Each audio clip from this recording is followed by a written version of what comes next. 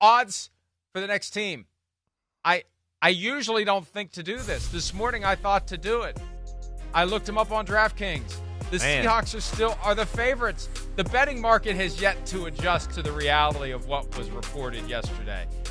The Seahawks should not be plus 270. No. I'm not saying it's impossible that he'll go back, but in honor of our upcoming guest, the toothpaste is out of the toothpaste holder.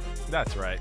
That's right. He's not going back to Seattle. Or in honor of Les Snead, who's in a similar situation with Cooper's Cup, and they said, will he be back in L.A.? He said that's the least likely outcome possible. Yeah. Yeah. Right? Yeah, I don't think he's going back. But look at that list again. And it's not like that list for the most part, you look at it and you go, damn, every one of those teams needs a receiver. And why the Panthers aren't on there, I have no idea. Why the Panthers need a receiver more than anybody in the damn league.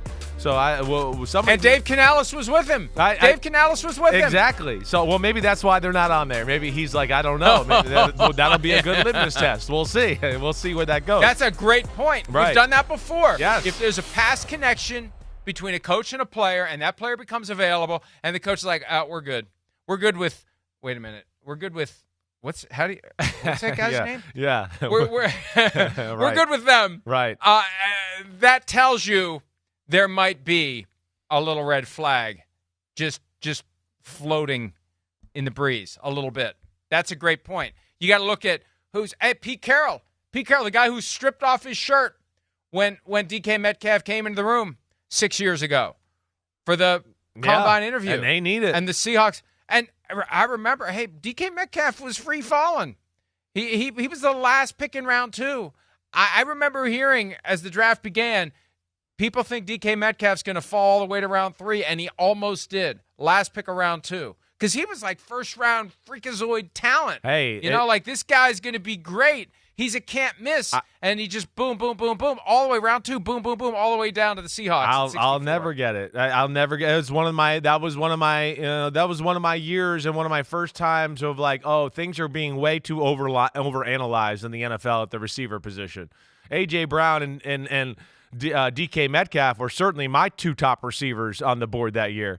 But it was a little bit like, their route tree, it's not extensive. And I was like, what? You mean the freaky guy who runs 4.3 and does everything? You're not worried if he can go to the white line and make a right turn? Like, get the hell out of here. It was too they just over-analyzed on all of it, and people weren't sure about their size, and there wasn't enough production, and it was like they were open all the time. I don't know. Ole Miss was stupid and didn't throw them the ball enough. That was the problem.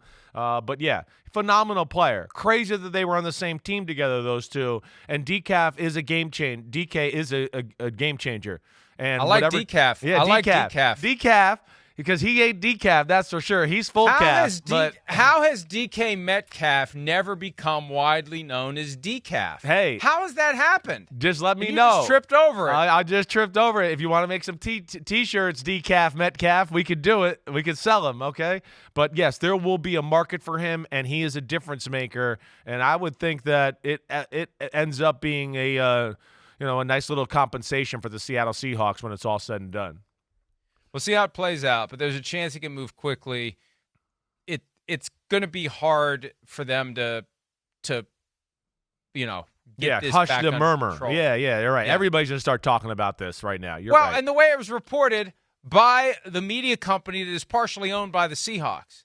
I mean, anything that comes from NFL media, they if there's a chance it's going to piss off one of the teams, they tend to tread lightly. So it's out there from NFL media that Metcalf is asked to be traded, and the Seahawks are going to explore trading him. It just feels like that's it, and it's just a matter of waiting to see who it is that ends up pulling the trigger. I know there's people who are Steelers fans who want to see him land in Pittsburgh. They're 7-1 on those odds we showed earlier.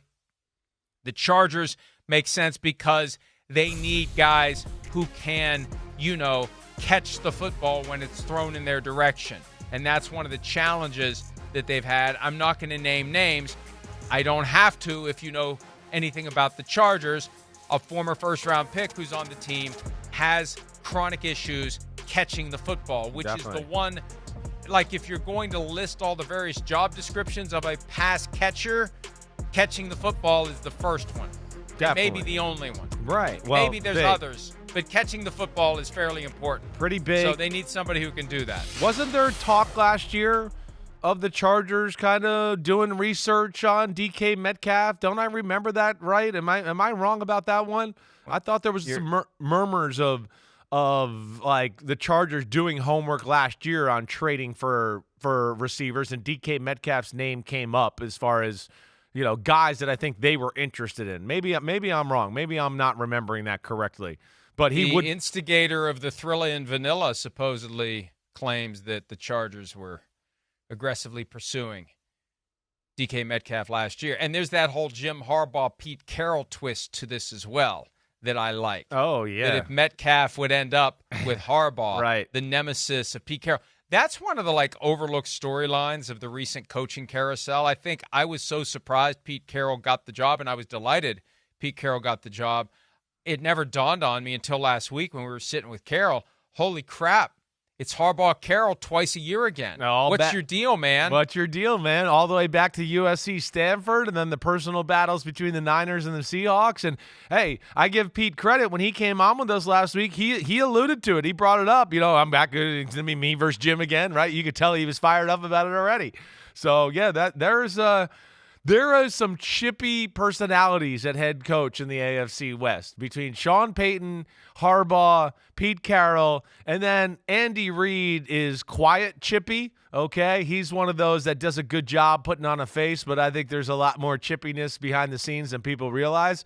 That leads to great theater, and it's going to be an awesome division to watch.